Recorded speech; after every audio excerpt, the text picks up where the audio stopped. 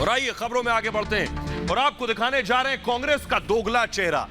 देश में 3,80,000 मौत कोरोना से हो चुकी है, यानी वायरस देश में 3,80,000 जाने ले चुका है। इस वक्त कोई मजाक, कोई झूठ, कोई अफवाह फैलाने की स्थिति में नहीं है, लेकिन कांग्रेस अफवाह फैला रही है। सोचिए, 3,80,000 लोगों की मौत हो चुकी है कोरोना से, और अगर कांग्रेस के वैक्सीन पर अफवाह फैलाने से लोग वैक्सीन लेना बंद कर देंगे तो सोचिए उन मौतों का जिम्मेदार कौन होगा। कांग्रेस कैसे वैक्सीन पर गुमराह कर रही है। कांग्रेस कह रही है कि इस वैक्सीन में गाय के बछड़े का सीरम है। कांग्रेस कह रही है इस वैक्सीन में गाय के बछड़े का खून है। कांग्रेस के नेता गौरव पंडी क्या ट्वीट कर रहे हैं, देखिए जरा। एक आरटीआई के जवाब में मोदी सरकार ने यह मान लिया है कि कोवैक्सीन में बछड़े का सीरम मिलाया जाता है, बछड़े का खून मिलाया जाता है, यह कहना है कांग्रेस का। यह सीरम 20 दिन से छोटे बछड़े से सीरम हासिल किया जाता है। उनका कहना है बछड़े की हत्या करके यह सीरम हासिल किया जाता है। यह बहुत घृणित है, इसे पहले लोगों को बताया जाना चाहिए। कांग्रेस यह अफवाह फैला रही है। सोचिए जरा, यह झूठ, इस झूठ के बाद जिनका जुड़ाव गाय के साथ है, गौवंश के साथ है, अगर वो वैक्सीन लेना बंद कर दें इस अफवाह के लिए बाद, तो अगर इनकी मौत हो जाए कोरोना से तो उसके लिए कांग्रेस जिम्मेदार होगी। आइए आपको बताते हैं कांग्रेस की बड़ी अफवाह क्या है पूरा मामला। दरअसल कैसे झूठ परोस रही है वैक्सीन पर कांग्रेस, देखिए जरा। कह रही है इसमें गाय के बछड़े का खून है। कोवैक्सीन पर यह अफवाह फैलाई जा रही है जानबूझकर लोगों को गुमराह करने के लिए। कहा जा रहा है वैक्सीन में बछड़े के सीरम की अफवाह फैलाई कांग्रेस ने। कांग्रेस ने क्या किया, कांग्रेस ने आरटीआई का हवाला दिया है कि राइट टू इंफॉर्मेशन के जरिए जानकारी मिली है। स्वास्थ्य मंत्रालय ने इन आरोपों को सीधे सीधे खारिज कर दिया है। भारत बायोटेक ने भी इन आरोपों को खारिज कर दिया है। बीजेपी ने इसे साजिश बताया है। सवाल यह है, देखिए जरा, कि कांग्रेस कह रही है कि गाय के बछड़े का खून है, लेकिन सोचिए जरा, राहुल गांधी कह रहे हैं कि आखिर वैक्सीन कहां है। यही कांग्रेस पहले कह रही थी कि वैक्सीन का ट्रायल गलत है, उस पर सवाल उठाए। राहुल गांधी पूछ रहे हैं वैक्सीन कहां है, और साथ ही साथ कांग्रेस कह रही है इसमें बछड़े का खून है। यानी गुमराह भी कर रहे हैं और वैक्सीन भी चिल्ला रहे हैं। राहुल देखिए क्या ट्वीट कर रहे हैं, भारत में सभी को तुरंत वैक्सीन की जरूरत है, न कि बीजेपी के झूठ और तुकबंदी के सहारे वैक्सीन की कमी को छुपाना है। यानी यहां वैक्सीन मांग रहे हैं और दूसरी तरफ यही कांग्रेसी नेता वैक्सीन पर सवाल उठा रहे हैं, जो मोदी सरकार की अकर्मण्यता की वजह से पैदा हुई है। भारत सरकार प्रधानमंत्री के फर्जी इमेज को बचाने की कोशिश में लोगों की जिंदगी दांव पर लगा रही है। ये राहुल गांधी वैक्सीन मांग रहे हैं, दूसरी तरफ कांग्रेस के नेता उस वैक्सीन पर लोगों में भ्रम फैला रहे हैं। दूसरा ट्वीट देखिए, दूसरा ट्वीट राहुल गांधी का, वैक्सीन के लिए सिर्फ ऑनलाइन रजिस्ट्रेशन काफी नहीं है, वैक्सीन सेंटर पर आने वाले हर व्यक्ति को टीका लगना चाहिए। राहुल गांधी ये ट्वीट कर रहे हैं, जीवन का अधिकार उनका भी है जिनके पास इंटरनेट नहीं है। सवाल यह है कि एक तरफ तो वैक्सीन की अहमियत बता रहे हैं, दूसरी तरफ शशि थरूर पहले वैक्सीन के ट्रायल पर सवाल उठा रहे थे। कांग्रेस के एक नेता कह रहे हैं कि इसमें खून है बछड़े का। संबित पात्रा को सुनिए जरा, बीजेपी ने भी कांग्रेस के इस साजिश पर पलटवार किया है। देश के लोगों को कैसे वर्गला रही है कांग्रेस, सुनिए जरा संबित पात्रा को। कोई भी कोवैक्सीन में बछड़े या गाय का सीरम नहीं है, कोई भी खून नहीं मिला हुआ है, नंबर 1। और नंबर 2, यह वैक्सीन पूर्णतः सेफ है। इसमें किसी प्रकार का कोई अपभ्रंश, जिस प्रकार का एक कम्युनल एंगल देते हुए इसे अपभ्रंशित करने की कोशिश की जा रही है, ऐसा कोई अपभ्रंश नहीं। कांग्रेस पार्टी ने जिस प्रकार की उद्दंडता की, धृष्टता की, महापाप किया है, the Congress party has sinned today. ये पाप से और सिन से कम नहीं। करोड़ों लोगों को किस प्रकार से बचाना है, किस प्रकार से पूरे विश्व का सबसे बड़ा वैक्सीनेशन ड्राइव चला करके हमारे देश के प्रधानमंत्री नरेंद्र मोदी दिन रात एक करके इस काम को आगे बढ़ा रहे हैं। विश्व का सबसे बड़ा वैक्सीनेशन ड्राइव चल रहा है और कांग्रेस पार्टी का एक ही ध्येय है, और वो ध्येय है Daryl the vaccination process of India. क्या गांधी परिवार वैक्सीनेटेड है या गांधी परिवार वैक्सीनेटेड नहीं है? गांधी परिवार कोवैक्सीन पर विश्वास करती है या गांधी परिवार कोवैक्सीन पर विश्वास नहीं करती है? तो संबित पात्रा ने सीधे सवाल पूछ लिया कि अब राहुल गांधी और गांधी परिवार बताएं उन्होंने वैक्सीन ली है या नहीं ली है। अब उन्हें जवाब देना पड़ेगा देश को। बहरहाल खबरों में आगे बढ़ते हैं। और अब बात करने जा रहे हैं घुसपैठियों की शामत की। आप जहां रहते हैं वहां आसपास क्या घुसपैठिए रहते हैं, आपको इल्म है? क्योंकि यह आपके लिए खतरा हो सकता है। यह देखिए, मैं आपको तस्वीरें दिखा रहा हूं उत्तर प्रदेश में कैसे घुसपैठियों ने कब्जा कर लिया है। यहां से वहां तक जो जमीन आपको दिखाई दे रही है, घुसपैठिए यहां रह रहे। किसने आखिर इन्हें संरक्षण दे रखा है? यह उत्तर प्रदेश की तस्वीर है। देश के अलग अलग शहरों में घुसपैठिए मौजूद हैं जो आपकी हमारी सुरक्षा के लिए खतरा हो सकते हैं। यह देखिए, हम आपको दिल्ली की तस्वीरें दिखाने जा रहे हैं। दिल्ली में बाकायदा जगह जगह अवैध कब्जा करके इस तरह के लोग रह रहे हैं। सवाल यह है कि यह हमारी आपकी सिक्योरिटी को लेकर कितना बड़ा थ्रेट है। न सिर्फ दिल्ली बल्कि जम्मू की तस्वीरें मैं आपको दिखाने जा रहा हूं। देखिए जरा, ये जम्मू की तस्वीरें, ये जो आपको भीड़ नजर आ रही है, इसमें बांग्लादेश से आए हुए घुसपैठिए जो भारत में घुस जाते हैं, इसमें रोहिंग्या भी शामिल हैं। तो इनके लिए आखिर अब योगी सरकार क्या बड़ा कदम उठाने जा रही है, आपको बताएंगे। लेकिन पहले आपको यह बताते हैं कि यह घुसपैठिए कितना बड़ा खतरा है, यह आप जान लीजिए। इसके बाद आपको समझ आएगा कि आखिर इनसे कैसे बचने की जरूरत है। सबसे बड़ी बात जो सबसे पहले मैं आपको बताने जा रहा हूं, यह घुसपैठिए दरअसल बांग्लादेश और म्यांमार से भारत की सीमा में दाखिल होते हैं। भारत की सीमा में दाखिल होने के बाद ये बस और ट्रेन पकड़ते हैं और आपके शहर तक पहुंच जाते हैं। आपके शहर पहुंचने के बाद आपके घर के आसपास ये अवैध कब्जा कर लेते हैं। आपके घर के आसपास ये रहने लगते हैं और उसके बाद आपके पास कोई विकल्प नहीं होता यह है कि आबादी का संतुलन बिगड़ना शुरू हो जाता है। यानी आसपास इनकी संख्या बढ़ने लगती है, फिर आपके लिए मुश्किल हो जाती है। ये आपके संसाधनों पर हक मांगने लगते हैं। जहां सरकार के जरिए आपको कोई सुविधा मुहैया कराई जा रही है, वहां ये भी कतार में लग जाते हैं। दूसरी बड़ी दिक्कत ये होती है कि ये सुरक्षा के लिए बड़ा खतरा बन जाते हैं। आपकी सुरक्षा के लिए खतरा, क्योंकि संसाधनों की इनके पास कमी और पैसे की कमी, तो ये अपराध को अंजाम देते हैं। ये लूट घसोट और उसके अलावा आपराधिक प्रवृत्ति में शामिल हो जाते हैं। अवैध कब्जा हटाना उसके बाद मुश्किल हो जाता है जब ये भारी संख्या में आ जाते हैं। आतंकी गतिविधियों में भी ये शामिल होते हैं, ऐसा मानना है सुरक्षा एजेंसियों का।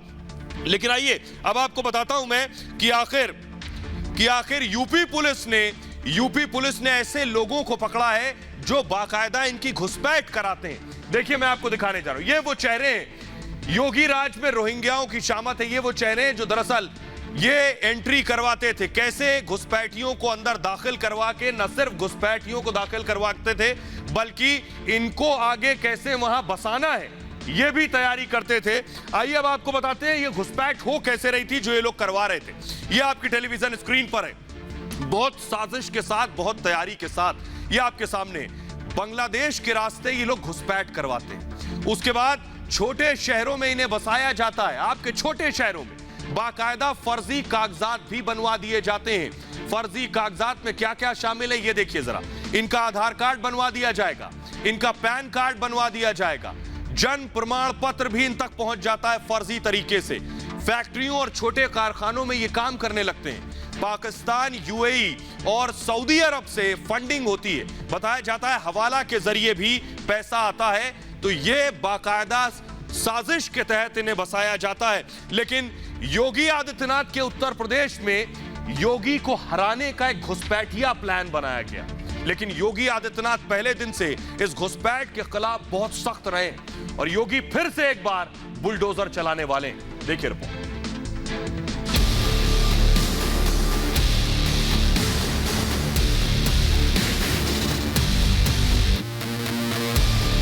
योगी राज में घुसपैठियों की नो एंट्री। हर खतरे को बाहर कर देंगे योगी। योगी की नजर से नहीं बचेगा कोई घुसपैठिया। अब उत्तर प्रदेश में एक भी घुसपैठिया नहीं बचेगा।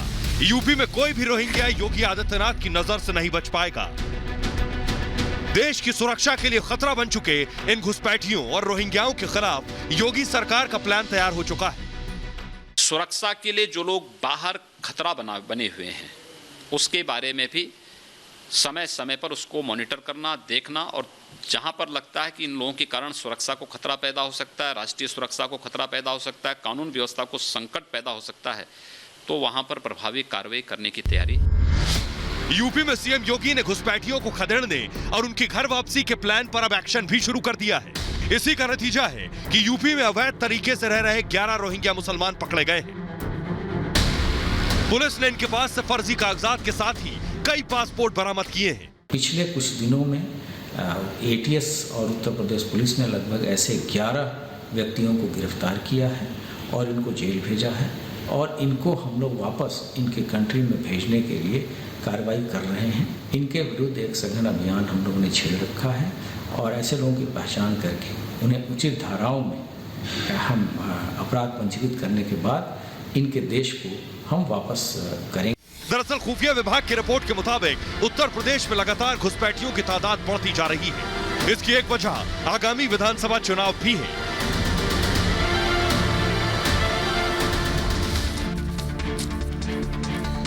और आइए अब आपको बताते हैं कि योगी ने क्या एक्शन लिया है। जरा ध्यान से देखिएगा।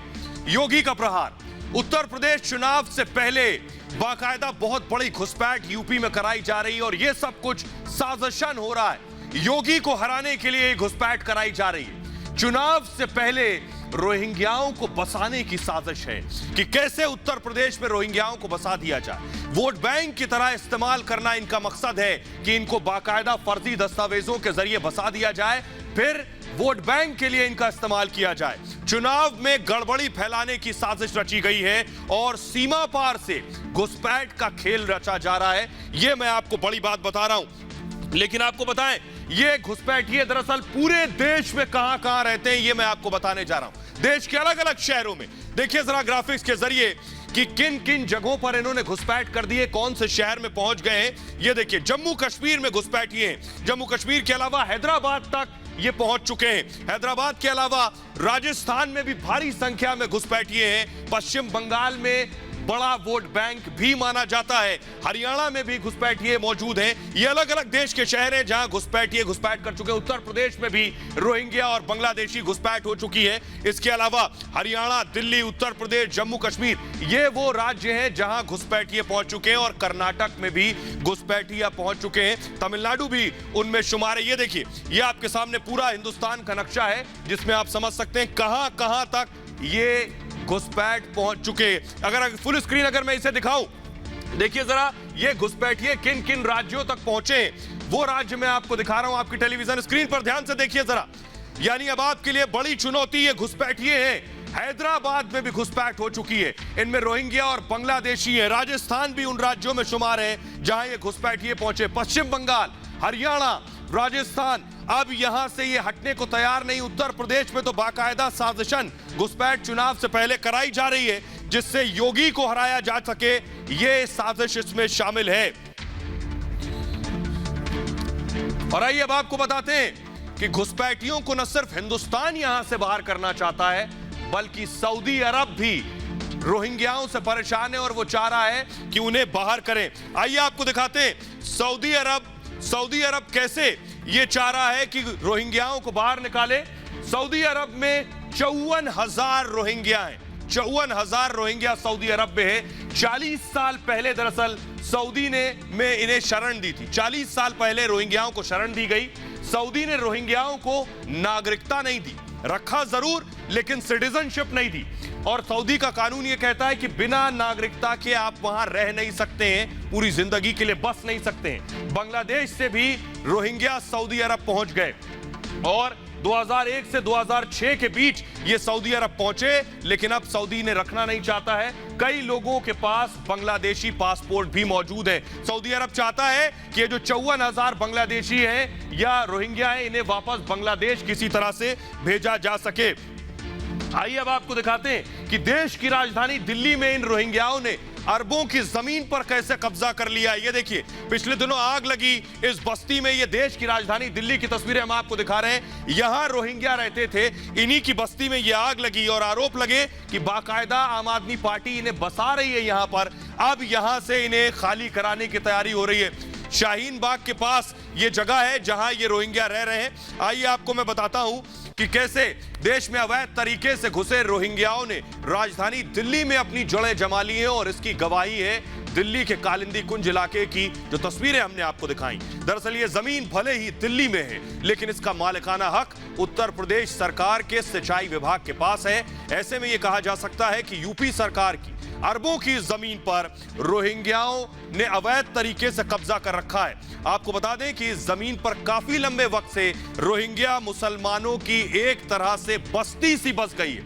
यहां लगभग 55 से ज्यादा रोहिंग्या परिवार, अगर एक परिवार में 5 लोग, अब आप समझिए 55 से ज्यादा परिवार हैं तो कितने रोहिंग्या यहां रह रहे हैं। लेकिन 12 जून की रात को अचानक आग लगने से यहां मौजूद रोहिंग्याओं के घर जलकर राख हो गए। तस्वीरें आपके सामने देखिए, रोहिंग्याओं की बस्ती थी जो जलकर राख हो गई। दिल्ली के शाहीन बाग के नजदीक ये पूरा इलाका है, जिसके बाद आम आदमी पार्टी के नेता वहां पहुंच गए। अमानतुल्लाह बताया जाता वहां पहुंचे और वहां मौजूद लोगों को जरूरी सामान मुहैया कराया। ये बस्ती उसी शाहीन बाग के पास है जहां नागरिकता कानून के विरोध में प्रदर्शन हो रहा था। इसके बाद हुआ क्या, ओखला से आम आदमी पार्टी के विधायक अमानतुल्लाह खान ने बाकायदा वहां रोहिंग्याओं के लिए तंबू लगवा दिए। लेकिन इसी दौरान उत्तर प्रदेश सरकार के कुछ अधिकारियों ने इसका विरोध किया और जमीन खाली कराने पहुंच गए। लेकिन विधायक अमानतुल्लाह खान अधिकारियों को रोकने पहुंच गए। बड़ी बात यह है कि आम आदमी पार्टी पर आरोप लग रहा है, सीधे सीधे संबित पात्रा ने आम आदमी पार्टी पर आरोप लगाया है। सुनिए जरा। जिस प्रकार की राजनीति आम आदमी पार्टी, जो तुष्टीकरण की राजनीति आम आदमी पार्टी कर रही है, ये बिल्कुल स्वाभाविक है, ये हम सब जानते हैं। मैं तो इतना ही कहना चाहूंगा कि देखिए, वास्तविक रूप में अगर आम आदमी पार्टी को आप देखेंगे तो ये रोहिंग्यान भक्त हैं। आजकल राम भक्त बनने की एक्टिंग कर रहे हैं, क्योंकि वो कहीं ना कहीं चुनाव में प्रवेश करना चाहते हैं वास्तविक रूप में वो रोहिंग्यान भक्त। और आइए आगे बढ़ते हैं और आपको दिखाते हैं कि कैसे पाकिस्तान की संसद में गाली गलौज शुरू हो गई है। वो तस्वीरें हम आपको दिखाने जा रहे हैं। ये देखिए, संसद में भी गाली गलौज। इमरान खान की संसद में तस्वीरें जल्दी से हम दिखाएं जरा दर्शकों को, फुल स्क्रीन ये तस्वीरें दिखाइए जरा। पाकिस्तान की संसद में देखिए कैसे चीजें फेंक फेंक के मारी जा रही हैं, फाइलें फेंक फेंक के मारी जा रही है। देखिए जरा, पाकिस्तानी संसद की तस्वीरें हम आपको दिखा रहे हैं। एक दूसरे पर फाइल फेंक रहे हैं, जो कुछ हाथ में आ रहा है एक दूसरे पर फेंक रहे हैं। ये इमरान खान की संसद है, संसद में हंगामा हुआ। दूसरी तस्वीर अगर हम दिखाएं संसद की, इसी संसद की दूसरी तस्वीर दिखाएं अगर हम, कैसे गाली गलौज तक शुरू हो गई संसद के अंदर। दूसरी तस्वीर अगर हम दिखाएं इसमें, ये सुनिए जरा, ये देखिए एक दूसरे पर क्या क्या फेंकने लगे। तीसरी तस्वीर देखिए जरा,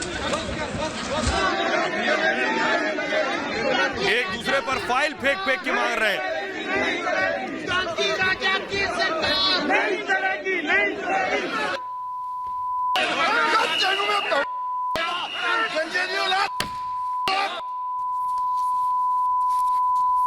ये देखिए संसद की तस्वीरें, किस तरह गाली गलौज शुरू हो गई पाकिस्तानी संसद में।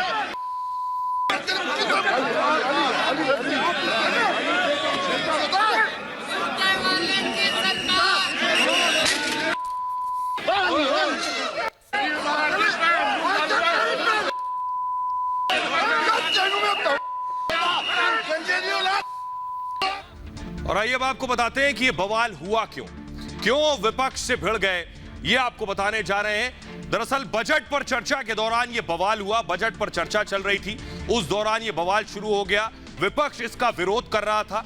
विपक्ष ने विरोध करते करते, जल्दी से मूव करिए, और विपक्ष भिड़ गया आपस में। विपक्ष को सत्ता पक्ष ने बोलने से रोका।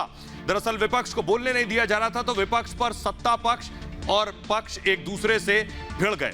दोनों पक्षों ने जमकर गाली गलौज भी की गई और यही वजह है कि बजट की कॉपियां फाड़ी गई, एक दूसरे पर ये बजट की कॉपियां फेंक दी गई।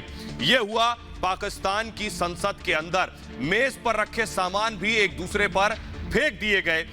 ये पाकिस्तानी संसद की तस्वीर थी। आइए इमरान खान क्यों कटघरे में, ये आपको बताने जा रहे हैं। इमरान खान पर क्या आरोप लग रहे हैं देखिए जरा। इमरान खान सरकार का तीसरा बजट था ये।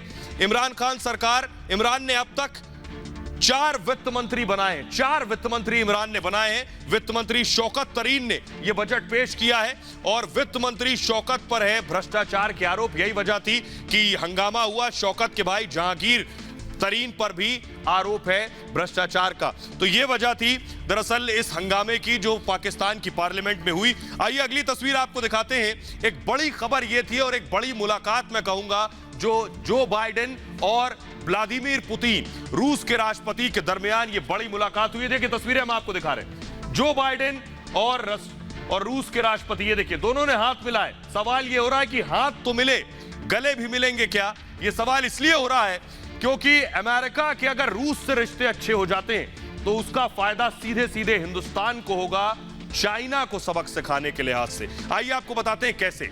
आज अमेरिका के राष्ट्रपति जो बाइडेन और रूस के राष्ट्रपति व्लादिमीर पुतिन की जिनेवा में मुलाकात चल रही है। राष्ट्रपति बनने के बाद बाइडेन की पुतिन से यह पहली मुलाकात है।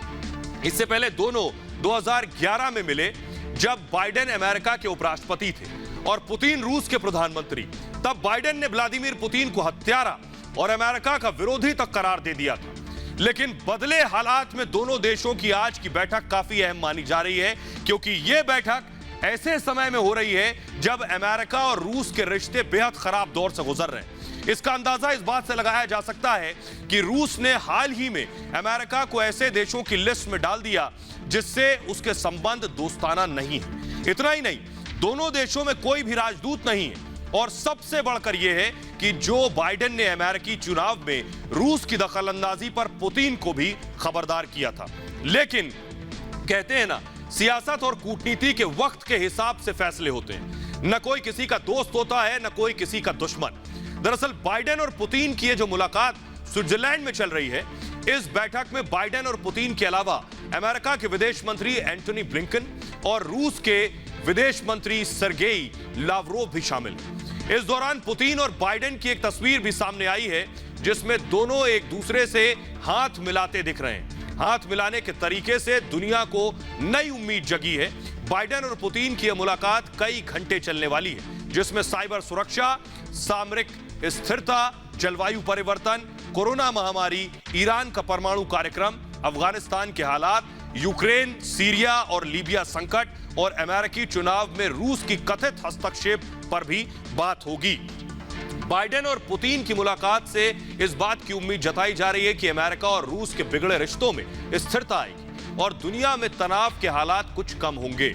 शायद यही वजह है कि स्विट्जरलैंड के सबसे खूबसूरत शहरों में से एक जिनेवा में यह मुलाकात हो रही है, जो ज्यूरिख के बाद वहां का दूसरा सबसे बड़ा शहर है, जो फ्रांस से बिल्कुल सटा हुआ। यह शहर जिनेवा झील के किनारे बसा है, जिसकी गिनती दुनिया के सबसे स्वच्छ और खूबसूरत झीलों में की जाती है। शहर के चारों ओर खूबसूरत पहाड़ियां हैं, इसकी खूबसूरती में चार चांद लगाती हैं और यही वजह है कि यहां दुनिया के कोने कोने से सैलानियों का जमावड़ा तो लगता ही है। दुनिया भर के राष्ट्र प्रमुखों के लिए भी ये शहर सबसे पसंदीदा जगहों में से एक है और शायद इसीलिए जिनेवा को डिप्लोमेसी का ग्लोबल हब भी कहा जाता है। वैसे भी ये बैठक जिनेवा की दिलकश वादियों के बीच बनी विला लाग्रेंज में हो रही है, जो न केवल ऐतिहासिक है बल्कि कुदरत ने इस पर भरपूर मोहब्बत बरसाई है। 17वीं सदी में बनी इस विला को नजदीक से निहारने के लिए दुनिया भर के सैलानी यहां आते हैं। ये 3 मंजिला इमारत वास्तुकला का अद्भुत उदाहरण है। आसपास आसमान से बातें करते पेड़ हैं, चारों ओर गुलाब ही गुलाब है, इसलिए इस जगह को गुलाबों का जंगल भी कहते हैं। 450 साल पुराने फव्वारे यहां आज भी मौजूद हैं।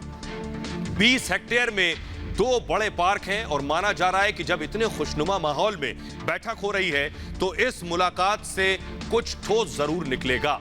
यहां ठोस से सीधा मतलब है चीन के खिलाफ किलेबंदी से भी है, क्योंकि चीन एकमात्र ऐसा देश है जो पूरी दुनिया के लिए खतरा बना हुआ है, तमाम तरह की साजिशें रच रहा है। पूरी दुनिया जानती है कि कोरोना महामारी चीन की देन है, लेकिन चीन इससे बार बार इनकार करता रहा है। चीन की विस्तारवादी नीति, दोस्ती में दगाबाजी, ये सब चीन की पहचान रही है। ऐसे में जिनेवा की बैठक से दुनिया को बहुत फायदा होने वाला है, क्योंकि चीन इन अमेरिका और रूस के बीच तनाव का बेजा फायदा नहीं उठा पाएगा। बहरहाल आगे बढ़ते हैं और अब बात करेंगे इजराइल की।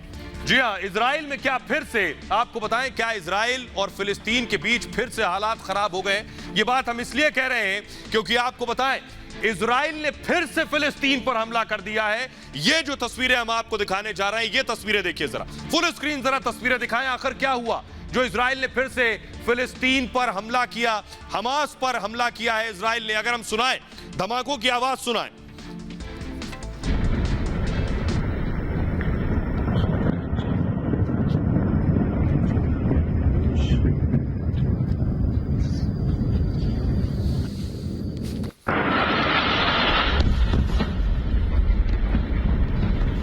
ये तस्वीरें हम आपको दिखा रहे हैं, देखिए जरा। ये हमले किए हैं इजराइल ने फिलिस्तीन पर, गाजा पट्टी पर ये हमले हुए। क्या फिर से एक बार हालात खराब हो रहे हैं फिलिस्तीन और इजराइल के दरमियान? फिर से वैसे ही माहौल, एयर स्ट्राइक और रॉकेट लॉन्चर दागे जाएंगे जैसे पहले हालात बने हुए थे।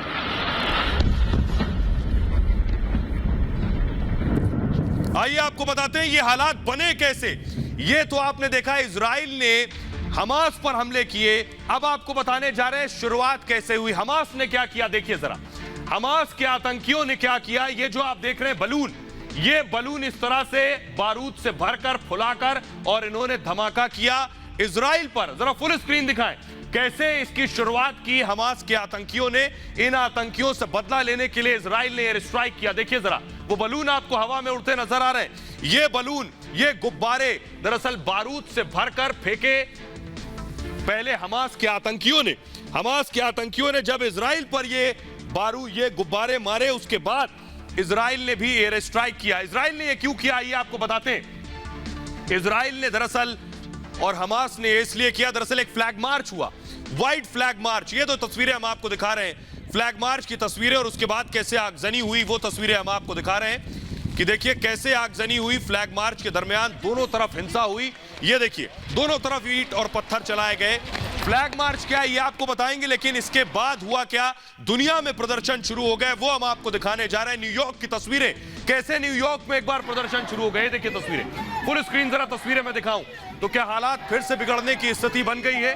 क्या फिर से हालात ऐसे हो जाएंगे कि दुनिया को फिर आगे आना पड़ेगा, एकजुट होना पड़ेगा इन हालातों को सामान्य करने के लिए? जरा एम्बियंस सुनाएं।